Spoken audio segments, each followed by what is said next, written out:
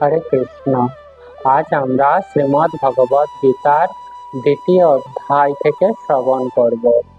এই অধ্যায়ে ভগবান শ্রীকৃষ্ণ সাংখ্যযোগ সম্পর্কে অর্জুনকে যে উপদেশ প্রদান করেছেন সেটি সম্পর্কে আজ আমরা বিশদভাবে জানব। তো ভগবান এই অধ্যায়ে অর্জুনকে কি উপদেশ প্রদান করেছেন সেটি আমরা জানব। তো আজ আমরা 16তম শ্লোক শ্রবণ করব। এই শ্লোকে ভগবান শ্রীকৃষ্ণ বলেছেন, না সত বিদ্যতে ভাব না ভাব বিদ্যতে সতঃ উভয়রপি দৃষ্টয়ন্তস্তন্তস্তত্ত্বদর্শিভিঃ। এখন যে শ্লোকটি আমরা শ্রবণ করলাম এটির অর্থ এখন আমরা জানব। ভগবান শ্রীকৃষ্ণ বলছেন, যারা তত্ত্বদ্রষ্টা তারা সিদ্ধান্ত করেছেন যে অনিত্য জড়বস্তু স্থায়িত্ব নাই। অর্থাৎ এই যে যারা ভগবত গীতা, শ্রীমদ্ ভাগবতম আরো যে সমস্ত বৈদিক সাহিত্য গ্রন্থ রয়েছে, এই সমস্ত গ্রন্থ প্রকৃতভাবে যারা উপলব্ধি করেছেন তাদেরকে তত্ত্বদ্রষ্টা বলা হয়ে থাকে। আর এই সমস্ত তত্ত্বদ্রষ্টা ব্যক্তিরা এই সিদ্ধান্ত উপনীত হয়েছেন অনিত্য জড়বস্তু, অর্থাৎ এই জড় জগতে যা কিছুই আছে সমস্ত কিছু হচ্ছে অনিত্য এবং এগুলিকে জড়বস্তু বলা হয়। আর এই সমস্ত জিনিসের কোনো স্থায়িত্ব নাই, অর্থাৎ এটি সময়ের সাপেক্ষে এগুলির বিনাশ অবিসম্ভাবী। আর অন্যদিকে নিত্য বস্তু, যেগুলি নিত্য বস্তুটি পরম বস্তু, অর্থাৎ যেগুলি ভগবানের সঙ্গে সম্পর্কযুক্ত বস্তু, সেই সমস্ত বস্তুর কি কোনো বিনাশ নাই। যেমন আমাদের শরীর বা দেহ এটি হচ্ছে অনিত্য, কিন্তু এই শরীরে যে আত্মা রয়েছে সেটি হচ্ছে নিত্য বস্তু। আর এই নিত্য বস্তুর কোনো বিনাশ হয়ে থাকে না। তারা উভয় সিদ্ধান্তের প্রকৃতির যথার্থ স্বরূপ, অর্থাৎ তারা এই যে সিদ্ধান্তে উপনীত হয়েছে হঠাৎ করে নয়, তারা জড় প্রকৃতি এবং যে নিত্য প্রকৃতি রয়েছে সেই উভয় প্রকৃতির প্রকৃত যে স্বরূপ সেটি জানার পরে এই সিদ্ধান্তে উপনীত হয়েছেন।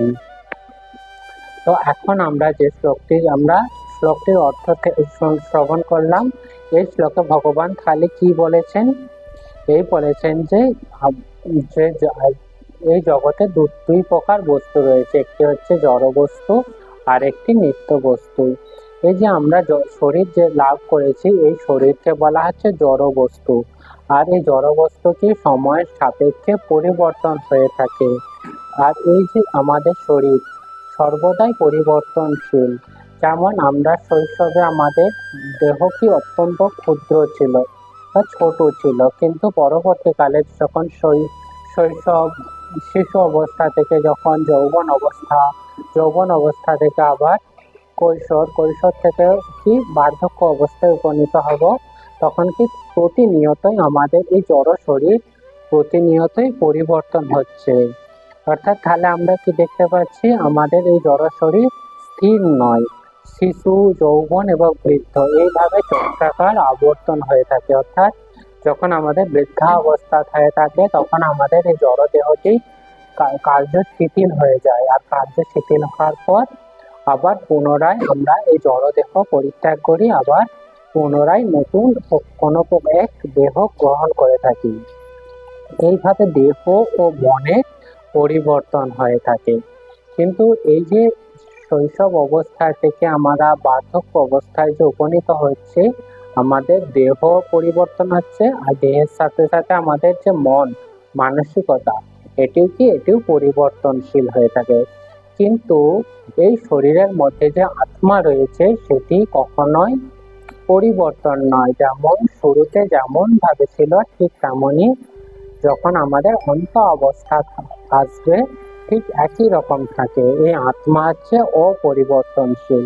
তাহলে আমরা কি জানলাম, যেগুলি হচ্ছে অনিত্য বস্তু সেগুলি হচ্ছে পরিবর্তনশীল, সময়ের সাপেক্ষে পরিবর্তিত হয়। অর্থাৎ একটা সময়ে সৃষ্টি হয়ে থাকে, আবার পরবর্তীকালে তার বিনাশ প্রাপ্ত হয়ে থাকে। কিন্তু আত্মা হচ্ছে নিত্য অপরিবর্তনশীল, যার কোনো সময়ে বিনাশ হবে না, সেটি হচ্ছে ভগবানের অংশ। আর আমরা যে ভগবানের অংশ এটি আমরা কখন ভুলে যাই? যখন আমরা এই জড় অবস্থায় অর্থাৎ এই জড় প্রকৃতি থেকে জড় জগতের বন্ধন বা মায়ার বন্ধনে আমরা যখন আবদ্ধ হয়ে পড়ি, তখন আমরা আমাদের যে প্রকৃত স্বরূপ সেটি আমরা ভুলে যাই। আর যখনই আমরা ভুলে যাই, ততই আমরা এই জড় জগতের যে বন্ধন, মায়ার বন্ধনে আমরা ততই আবদ্ধ হয়ে যাই। আর যখনই আমরা এই জড় জগতের বন্ধনে আবদ্ধ হয়ে যাই, আমাদের যে প্রকৃত স্বরূপ ভগবান শ্রীকৃষ্ণের যে নিত্য দাস, সেটি আমরা তখন একদমই ভুলে যাই। আর এই যখনই আমরা ভগবানের নিত্য দাস, এই যে উপলব্ধি, এটি আমরা ভুলে যাই, আমরা অজ্ঞানতার অন্ধকারে আচ্ছন্ন হয়ে থাকি। যখন আমরা ভগবত গীতা, শ্রীমদ্ ভাগবতম, আরো যে সমস্ত শাস্ত্র গ্রন্থ রয়েছে, সাধু গুরু বৈষ্ণবের কৃপায় যখন আমরা এগুলি উপলব্ধি করতে থাকি, আমাদের মধ্যে মায়াচ্ছন্ন অন্ধকার দূরীভূত হতে থাকে। এবং যখনই আমাদের মায়াচ্ছন্ন অবস্থা দূরীভূত হতে থাকে, আমরা পুনরায় ভগবানের সঙ্গে যে আমাদের নিত্য সম্পর্ক, সেটি ক্রমান্বয়ে আমরা জানতে পারি এবং ভগবানের প্রতি আমাদের প্রেম ভক্তি বৃদ্ধি পেতে থাকে। আর যখনই আমাদের প্রেম ভক্তি বৃদ্ধি পেতে থাকবে, আমরা ভগবানের যে অংশ সেটি আমরা উপলব্ধি করতে পারবো। আমরা সকলে জীবাত্মা, আর এই জীবাত্মা হচ্ছে ভগবানের অংশ, আর ভগবান হচ্ছে কি পূর্ণ স্বরূপ। এটি আমাদেরকে উপলব্ধি করতে হবে।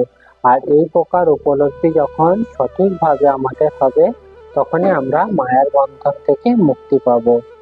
বেদান্ত সূত্র, শ্রীমদ্ ভাগবতম, আরো যে বিভিন্ন যে বৈদিক শাস্ত্র গ্রন্থ রয়েছে, সমস্ত শাস্ত্রে ভগবানকে বলা হয়ে থাকে উৎস। সমস্ত কিছুর উৎস হচ্ছে ভগবান শ্রীকৃষ্ণ। আর আমরা সকলে হচ্ছি ভগবান শ্রীকৃষ্ণের নিয়ন্ত্রণাধীন, অর্থাৎ ভগবান আমাদের সর্বদাই নিয়ন্ত্রণ করে থাকেন। এই মায়ার অন্ধকারে জীব উপলব্ধি করতে পারে না, অর্থাৎ এই যে আমরা ভগবানের যে নিয়ন্ত্রণাধীন, যখন আমরা মায়ার বশবর্তী থাকি, তখন আমরা এটি উপলব্ধি করি না। ভগবত গীতা আমাদের মায়ার বন্ধন নাশ করে থাকে। তাই আমাদের সকলের উচিত নিত্য, অর্থাৎ প্রতিদিন আমাদের ভগবত গীতা, শ্রীমদ্ ভাগবতম, আরো যে সমস্ত বৈদিক গ্রন্থ রয়েছে সেগুলি অধ্যয়ন করতে হবে। অধ্যয়ন করলেই তবে আমরা ভগবানের সঙ্গে যে নিত্য সম্পর্ক সেটি আমরা জানতে পারবো। এখানে আজকের মতো এটি, পরবর্তী দিন আমরা পরবর্তী শ্লোক সম্পর্কে শ্রবণ করব। হরে কৃষ্ণ, হরি বল।